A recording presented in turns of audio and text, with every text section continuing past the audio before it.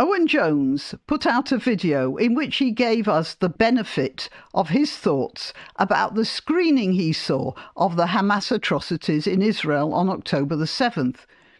I'm going to be picking out some of what he said, but since it's a 25-minute video, even a few points will take a bit of time to go through. Sorry about that. If you want a quick précis, basically it's 25 minutes of Owen Jones saying that he'll believe any old guff that Hamas feeds him, but any information from the Jews, not so much.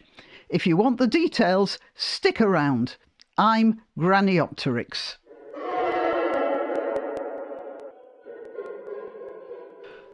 OK, so I made some notes here and I'm going to be referring to them because otherwise I'd have to go through the whole video and that would take much longer. So let's see, at about the 30, this is what he says. Horrible violence. And there is something innately unpleasant about intruding on people's last terrified moments. I've already watched ample footage of crimes committed by Hamas, but I am... Right, so... First of all, he says he's averse to watching violence and that sort of thing, people being treated badly. And then he says he's already seen ample footage, which means that he's already been watching it online or maybe from other sources, possibly on social media, which is where Hamas uploaded a lot of their stuff. Right, 2:34, let's have a look at this. The thousands of hours that Israel has in its footage. But clearly this footage hasn't been selected at random. You would expect it to be the worst material that they have. That's not actually a criticism. He does say clearly. Well, the IDF said that what they showed was not the worst. The fact that some of it comes from Hamas's own body cams, as has been said before, they themselves broadcast this stuff on the internet. So any sane person would regard that as representative. OK, minute 3, let's have a look at this. To build a fully accurate picture of exactly what happened that day. Now, this should not be regarded as a controversial thing to say. In any other circumstances, people would regard it as a very obvious statement of basic journalistic practice. Right, so what he's saying now is that all of this stuff should be handed over to independent analysts to go through it for, I don't know what, tweaking? I mean, this stuff came from Hamas, most of it. Why does he want the footage as well? Does he want to slaver over it or something? No, the fact is, he will not accept from Israel. I mean, what he is saying is not that he won't accept it. It's he's trying to shed doubt on it. That's the way that's the impression he's trying to give. And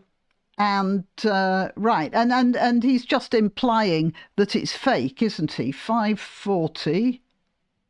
Let's have a look at this. What you would consider conclusive evidence. We don't see children being killed.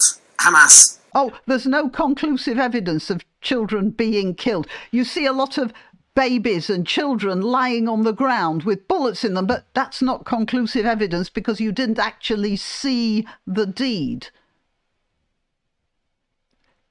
Is this the rationale of somebody sane?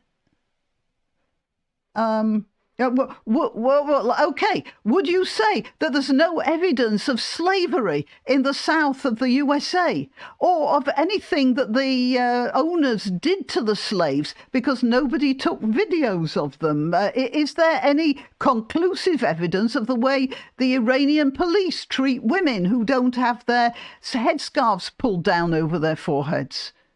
There's no film of that. Does that mean, well, there's no conclusive proof? Well, that's where Jones's argument is going. OK, 6:30, let's have a look at this. And the IDF spokesperson explicitly said they would not see children being murdered.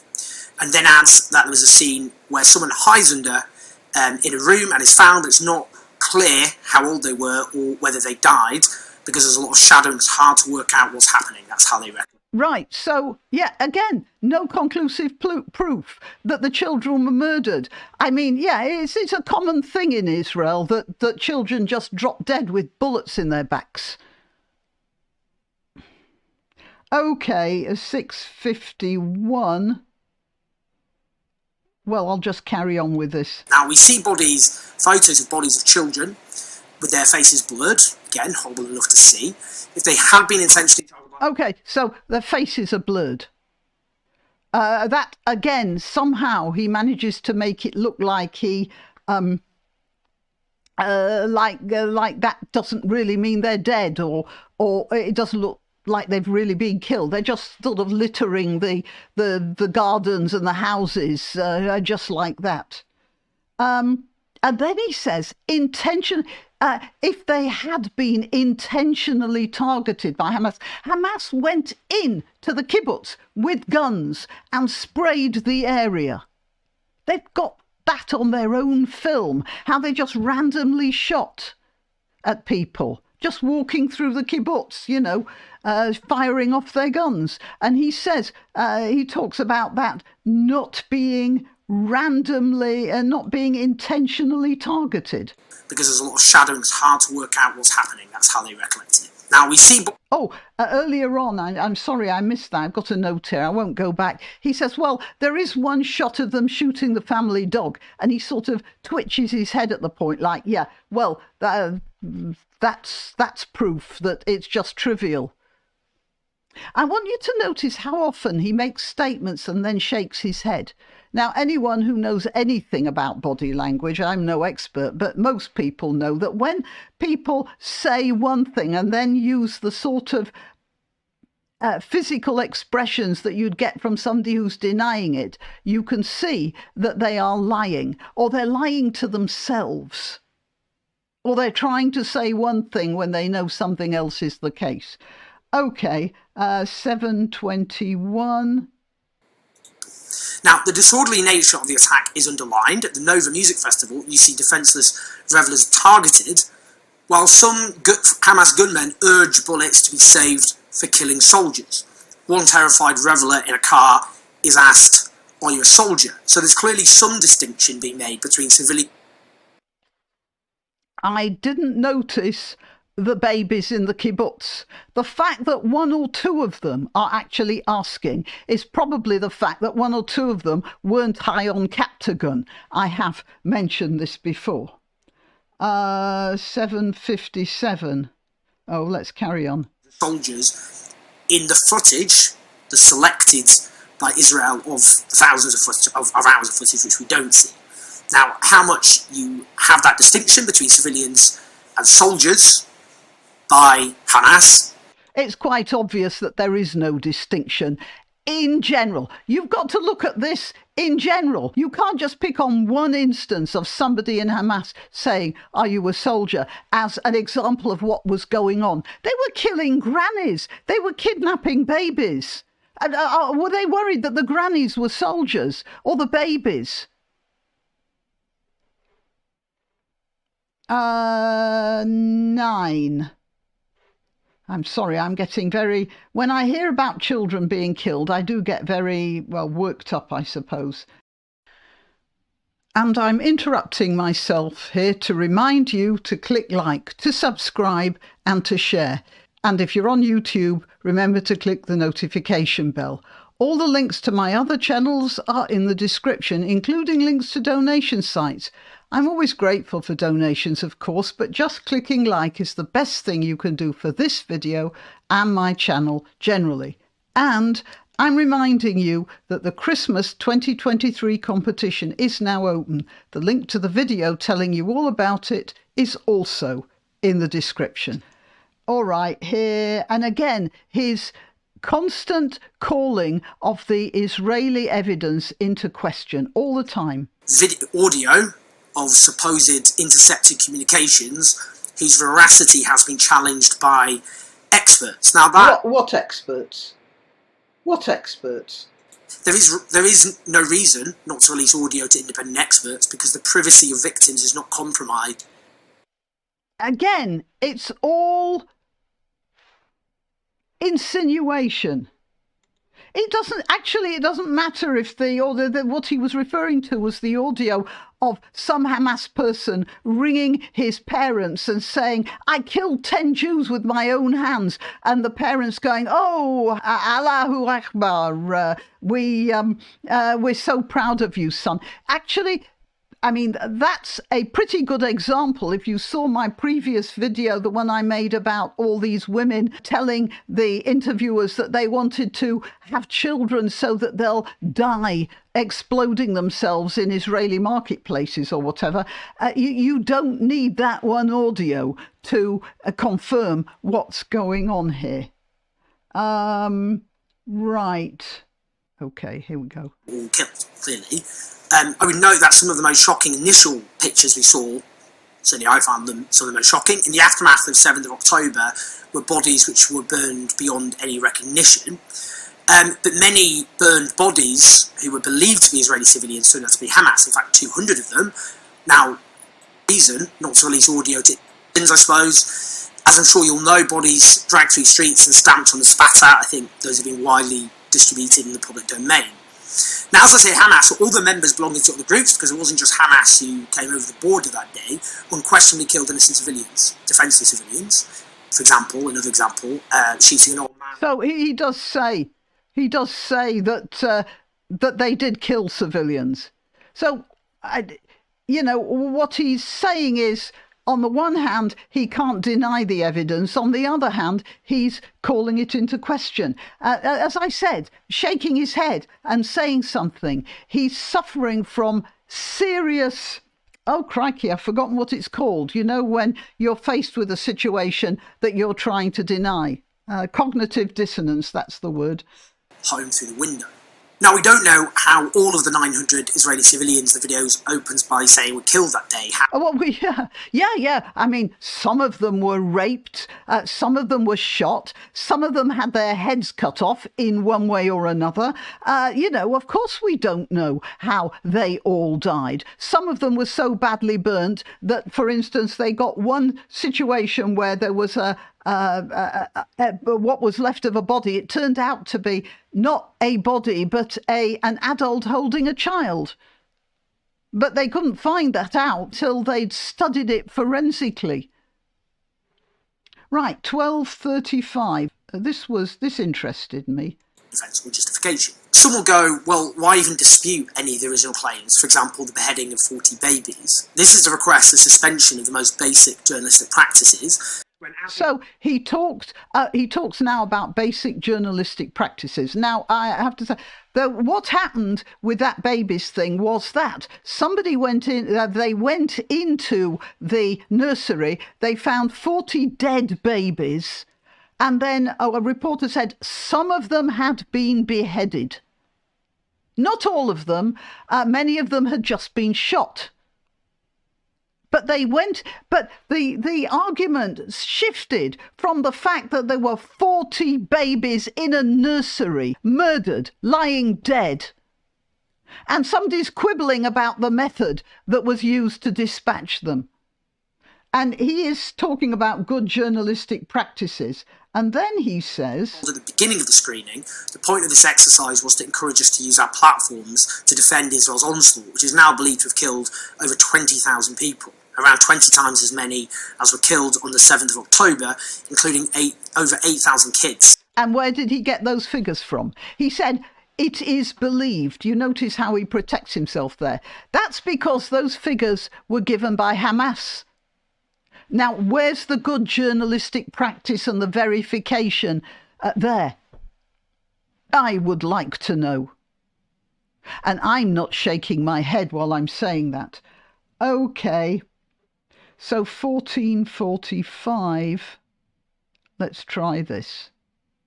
For what is happening to Gaza right now. And this brings me to what I think is the most important point in all this. The most important point in all this. Now, a supporter of Israel's war... Right, did you see that? A supporter of Israel's war. Israel did not just pick its soldiers up, send them into Gaza and start raping, murdering, torturing, burning, all the rest of it. Israeli civilians were attacked. Israeli children and parents were killed in their pajamas on a Saturday morning. And Israel went to get at the people who had done it. This is not Israel's war. This is an Israeli response to Hamas's war. And this is a war that Hamas has been conducting for years. You know, you don't hear about it in MSM, but they were firing rockets into Israel every day. Israel invented the Iron Dome, so not many Israelis were killed. But that didn't stop them trying, and those rockets were going in at random. They weren't hitting military installations.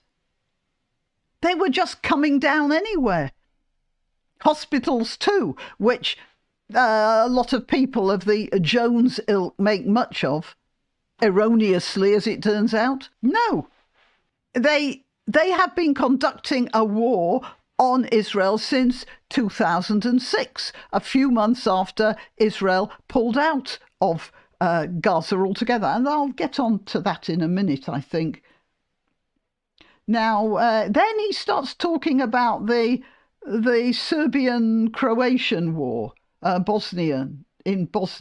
Serbian-Bosnian war, 1936. He goes into a lot of detail about that, which has absolutely nothing to do with this. 1926, that'll do. Of the Bosnian Serb army. Would you consider that the right response?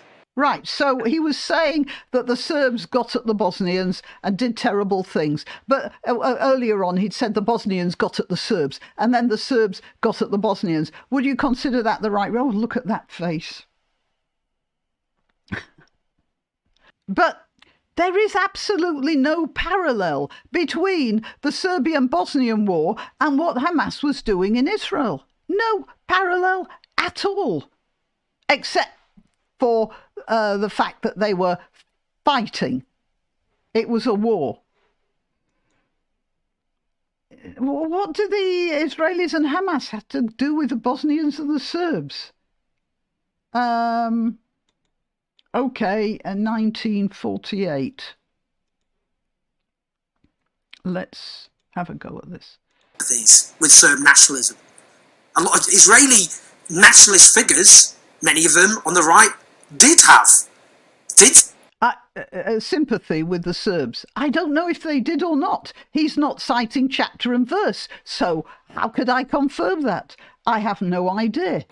Serb nationalism as essentially something which they had deep sympathy for in the context of the Balkan Wars. And so I return finally to my point about how you either respond to horror by deepening your humanity. Okay, no, I'll go back there.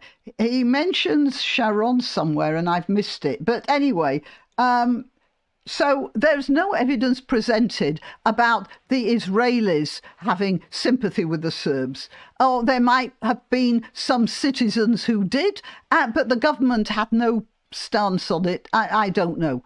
I don't know whether they did or not. But what I do know about Sharon, the person he has a go at, I'm sorry I don't have that clip, but, you know, if you trouble yourself to go through the whole thing, and believe me, it is trouble, that Sharon was the man who pulled all the Israelis out of Gaza in 2005. Despite the objection of many Israelis, and certainly of the Israelis who had successful farms there, which, by the way, gave the Gazans a lot of good and productive work. Anyway, Sharon pulled them all out. They left all the farms, the greenhouses, the facilities, the packing plants. They left them all there. And within a couple of weeks, they'd all been trashed, by the way. But they wanted, the idea was that they'd leave all that stuff there and then the Gazans could take over the businesses and make a really good living for themselves, and they'd be like a little Singapore on the Mediterranean. No, they trashed everything and then put their hands out for the UN to feed them. And then he says, think back to what we saw at those screenings. To remember those poor, injured little boys crying for their dead father, and then to wipe away the horror and anguish we feel about Gaza's innocence, so that we can continue to support a military onslaught which will take many more lives. Okay, so what he was saying here was that by showing people that video of what happened to Israelis, it will sort of inoculate them against feeling any sympathy for the Gazans. Well, who started this anyway? You really have to begin with whoever started the fight, don't you? 2248. Those behind the screening would rightfully regard even one of the killings of Israeli civilians, which I saw, as intolerable. I did. But 20,000 dead Palestinians. Oh, there's that 20,000 figure again, which we still haven't verified. So again, there's no discussion of the accuracy of the figures, who they were and how they were killed. Where's the attempt to ascertain the whole picture, like he did right at the beginning of the video? And he makes a reference to Israelis being killed by their own fire, without referring to how many Gazans are killed by Hamas fire. That's at 25:10. There was something else I wanted to show you, though. A proper understanding of exactly what happened on the 7th of October is... A proper understanding of what happened. Hamas went in there, they started shooting up civilians, they went down a main road and just shot the cars as they drove past them, shot the people in the cars. I think we probably all now know, we probably all have an understanding of what happened. No cause on earth justified crimes committed against innocent civilians. Yeah, but then he talks about there's no justification for crimes against innocent civilians, but he makes no difference between going in and intentionally murdering people and collateral damage when those people try to defend themselves afterwards. Those crimes don't justify collective punishment. This isn't collective punishment. Well, you might as well call what the British and the Americans did in Germany as collective punishment. They were trying to crush the Nazi regime, which was murderously rampaging its way across Europe. That's not collective punishment. That's war. And that's what the Israelis are doing. Now, I don't know how I missed it. I did make a note down here because at one point there's something about Nazis. And I just thought I'd finish up with a couple of little videos about Nazis. He said they're all innocent and they're not, the civilians are not Nazis. So let's just take a look at this. Okay, let's just listen to this. The father, I believe it's the father, is talking to his little girl. So he's coming up with various scenarios, and he is pretending to be the Israeli authorities in some way. Palestinian youth are throwing stones at us. And she says, so what? And then he says, Palestinian youth are running after us with knives, he being the Israeli. And then she says, so what? And then he said, Mohammed Halabi stabbed us. And she says, so what? Fadi Alon stabbed us. And she says, so what? And then he says, well, what do you say to youth, Palestinian youth in the West Bank? Now, this is what she says. She says, stab, stab, stab, stab, stab. Right. That's one non-Nazi child. Now, I know that's an innocent child. She's doing what she's been trained to do by her parents. But that child is going to grow into somebody really dangerous. Now, there's another one here. Yeah, a couple here might interest you. This is Hamas kindergarten graduation ceremony. Okay, so it says, what's your inspiration? The Prophet Muhammad. What's your aspiration? Death for Allah. Your movement, Hamas. This is Nazi, young Nazi stuff, isn't it? Okay, and then there's this. This is a very beloved character, a bee, who actually replaced the mouse character that was previously a very much beloved. They had an Israeli actually murder the mouse character in one of the TV shows, and then it was replaced by the bee. Listen, my friend, are there Jews where you are? This isn't Israelis, remember, it's Jews. No, not now. I heard they come to you every day. Yes, but not now. Listen, friend, do like this with your hands, makes a fist. And when they come to you, punch them, make their face red like a tomato. Allah willing. My friend Kais, anyway, I tell him to take a stone.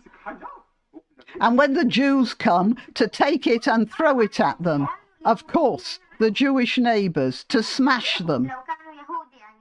If his neighbours are Jews or Zionists, yes. Tulin, why do you want to be a police officer? Like my uncle. Which uncle? Ahmed. Is he a policeman? What does a policeman do? And then the bee says, well, he catches thieves and people who make trouble. And shoots Jews, right? Yes. Yeah, you want to be like him? Allah willing, when you grow up, girl, so I can shoot Jews. All of them, girl, yes. Host, good. All right, well, that's what they're doing to their kids there. So you can't say they're not Nazis. I'm not saying that's a reason to do any harm to those children. They are merely repeating what they're being taught. But this is the sort of people who went through this sort of education, who ended up in the Israeli kibbutzim shooting babies. That's where it comes from. And Owen Jones's complete lack of context is absolutely just well, I can't understand it, but obviously he can, and so can many of his allies. That's the word, isn't it? Right. And why are there so many deaths in Gaza? Well, I'm sure you've seen this already, but it bears a replay. This is from RT, the Russian television channel, and they're interviewing a Hamas spokesman, Musa Abu Marzouk. Many people are asking, since you have built 500 kilometers of tunnels, why haven't you built bomb shelters where civilians can hide during bombardments? And then he says, we've built tunnels because, sorry, that's hiding it now, because we have no other way of protecting ourselves from being targeted and killed. Those tunnels are meant to protect us from the airplanes. We're fighting from inside the tunnels. Everyone knows that 75% of the people in the Gaza Strip are refugees, and it's the responsibility of the United Nations to protect them, according to the Geneva Convention. So this guy who will send murderers into villages to murder babies is talking about the Geneva Convention. Convenient, huh? All right, well, yeah, that's it. Till next time. Why not treat yourself or a favoured relative or friend to these magnificent examples of merch? The mugs and t-shirts come in the granniopteryx design or Granbo with a firearm or the more deadly knitting needles. Go to www.granniopteryx.com. And whatever platform you're watching this on, please click like, subscribe and share, share, share.